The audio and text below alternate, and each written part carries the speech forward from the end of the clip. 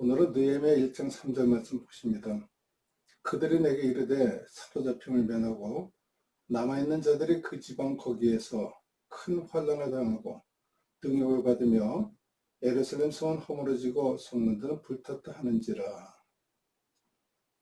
느헤미야는 예루살렘 성벽이 허물어지고 성문들이 불탔다는 소식을 듣고 수일 동안 슬피 울고 금식을 하며 기도했다 합니다. 성벽이 무너졌다 말합니다.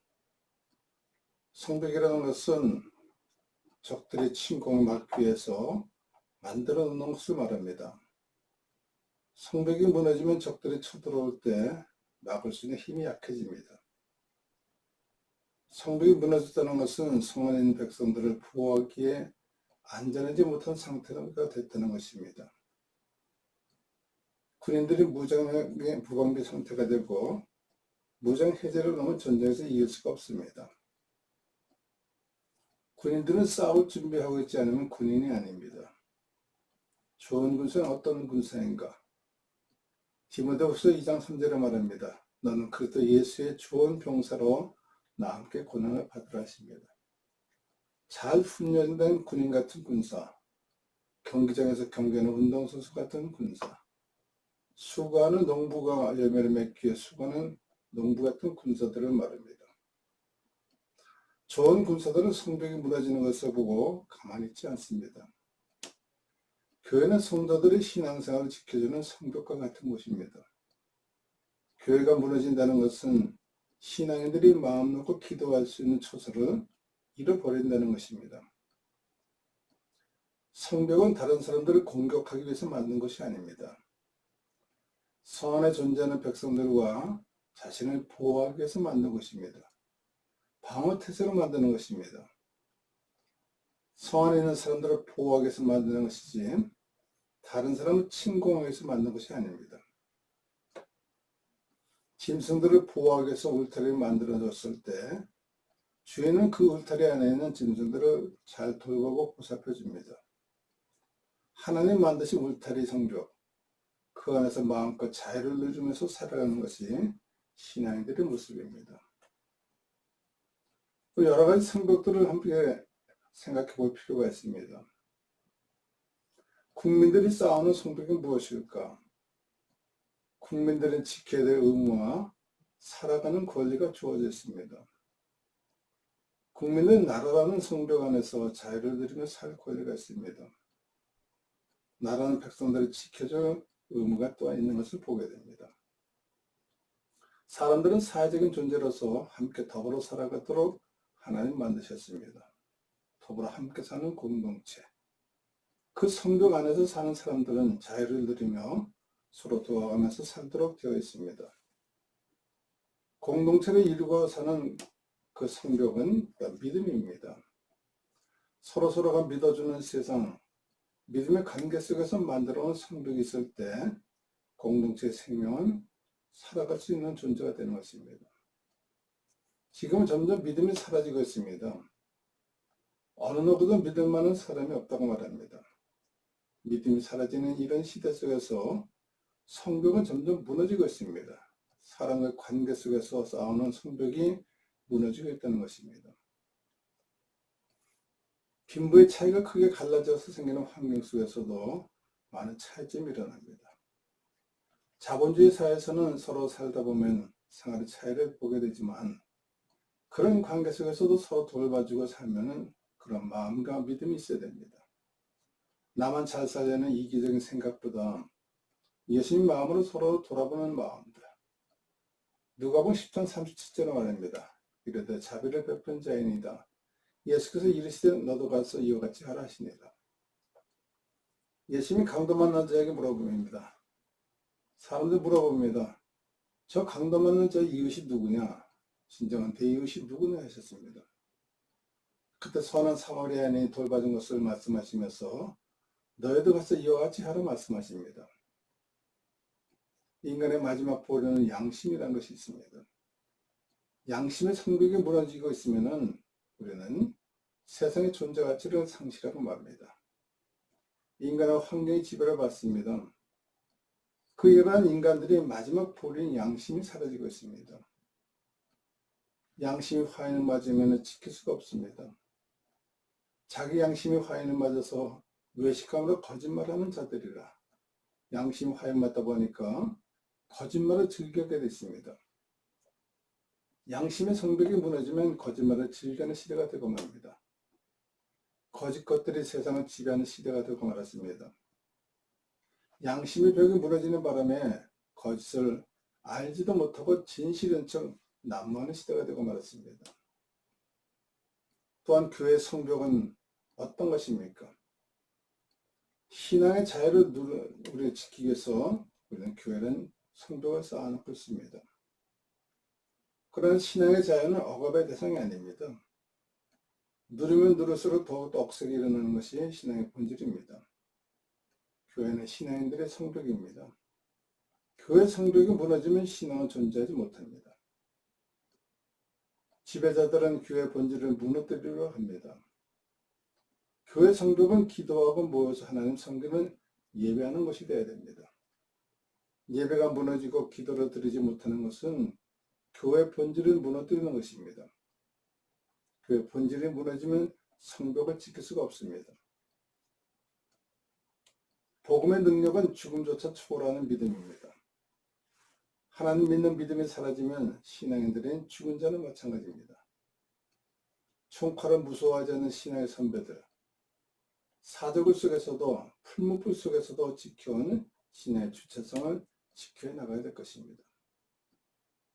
또한 국가회라는 그런 성벽이 있습니다. 국가의 성벽은 자주국방과 외교를 볼 수 있습니다. 국가의 성벽, 국가에는 백성들의 안전을 책임지는 성벽을 쌓아놔야 됩니다. 백성들의 안전을 무너뜨리는 세력에 대해서 철저한 방어가 필요합니다. 국가의 성벽이 무너지면 다른 나라의 침공을 받게 되어 있습니다. 정치하는 분들이 세상 백성들을 지켜달라는 마음으로 세력과 건설을 준 것입니다. 백성들은 정치인들에게 이 나라를 잘 지켜달라고 세력과 권세를 준 것입니다. 백성들을 위한 세력과 권세, 누구를 위한 자리인지 우리는 한번 기억해 봐야 됩니다. 국가의 성벽은 믿음과 신뢰입니다. 정의감을 불타야 됩니다.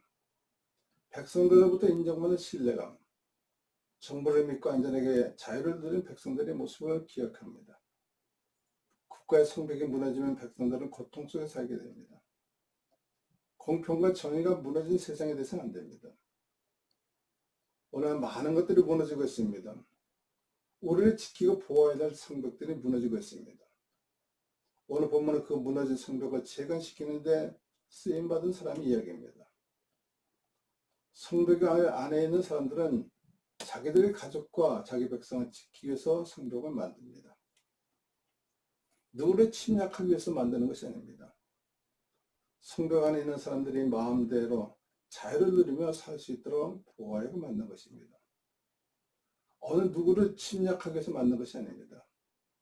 위험한 환경 속에서 자신들을 지키기 위해서 방어 자세로 만든 것입니다. 교회는 하나님 백성들이 자유를 위해서 모여드는 성벽과 같습니다. 성벽 울타리 밖에 있는 사람들은 어떤 수단 방법을 동원해서라도 성벽을 무너뜨리고 자기의 야욕을 채우려고 호시탐탐 노리고 있습니다. 성벽은 보호하기 위해서 만든 것입니다. 교회의 신앙을 지키기 위해서 성벽을 만든 우리들의 모습을 기억해야 될 것입니다. 오늘날 지키려는 사람과 해치는 사람들이 많이 있는 것을 보게 됩니다. 예루살렘이 황폐하고 성문이 불탔으니 자 예루살렘 성을 건축하여 다시 수치를 당하지 말자. 성벽을 재건하고자 하는 마음은 수치를 당하지 않게 해서 재건하고자 하는 것입니다. 느헤미야는 그 일의 주동자입니다. 그 일 앞장선 사람입니다. 네가 어떤 사람이었을까? 어떻게 성벽을 재건했을까? 첫째로 성벽을 재건해서 느헤미야는 감동을 주는 사람이었습니다. 하나님의 선한 손이 나로 도우신 일과 왕이 내게 이런 말을 전하였더니 그들이 말이여 일어나 건축하자 하고 힘을 내어 이 선한 일을 하려 함이라 했습니다. 느헤미야는 백성들의 마음을 감동시켰고 하나님의 마음을 감동시켰습니다. 그래도 왕의 마음을 감동해서 무너진 성벽을 만들도록 허락을 받았습니다. 하나님 마음을 감동시킨 다윗 그 같은 사람. 내가 다윗을 보내 내 마음 합판절하셨습니다. 하나님 마음을 감동케 했던 다윗. 또한 그는 백성들의 마음 감동하여서 백성들이 말합니다. 사울이 죽인 자는 천천히요 다윗이 죽인 자는 만만이라 했습니다.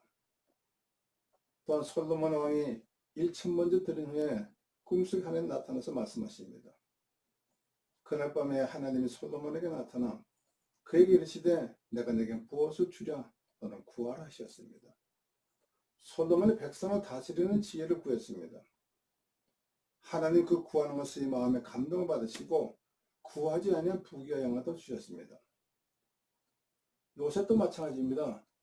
요셉은 바로왕의 꿈을 해석하지 못할 때 바로왕의 꿈을 해석해 줌으로써 왕의 마음을 감동시켜 줬습니다.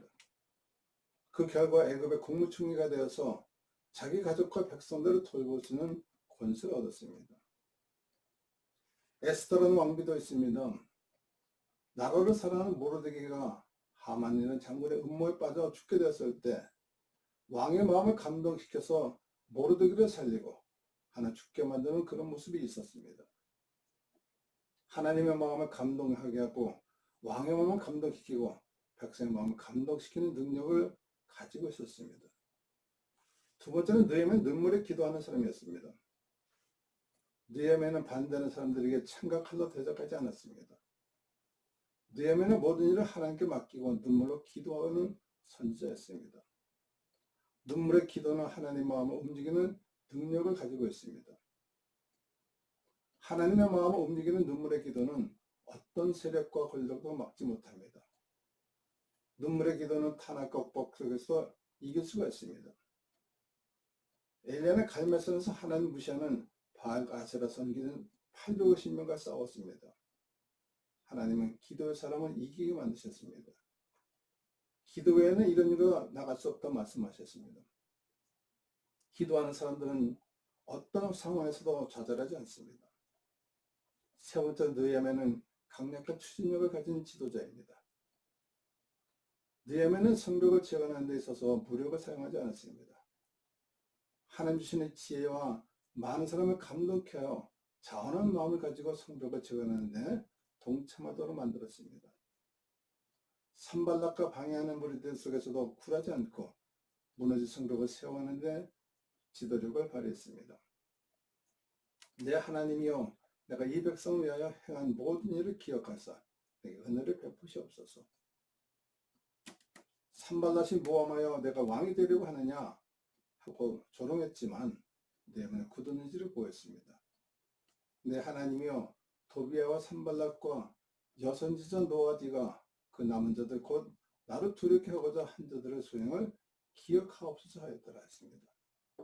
하나님의 기도하는 느헤미야를 볼 수 있습니다. 복음의 능력은 어떤 창각 하나도 막을 수 없습니다. 복음의 능력은 어떤 사람도 장애물을 물리칠 수가 있습니다. 느헤미야의 지도력 하에 온 백성 힘을 합해서 자기가 가진 능력대로 동참하였습니다. 모함하는 사람들 가운데도 굴하지 않고 함께하는 백성들과 50일 만에 성벽을 재건시켰습니다. 성벽 역사가 52일 만에 엘두월 25일에 끝났다 하셨습니다. 각기 주어진 능력대로 적시적소에 맞춰서 필요한 사람을 배치하고 그들로 하여금 지혜롭게 성벽을 만드는 지도자가 되는 것을 볼 수 있습니다. 살아계신 하나님 아버지, 지금 교회 성벽이 무너지고 있습니다. 이런 상황을 보고 안타깝게 여기는 하나님 백성들이 드러나게 도우셔서 하나님 성벽을 잘 세워 백성들의 마음 놓고 하나님 섬길 수 있도록 복을 내려 주옵소서. 예수님의 이름으로 간절히 기도드립나이다.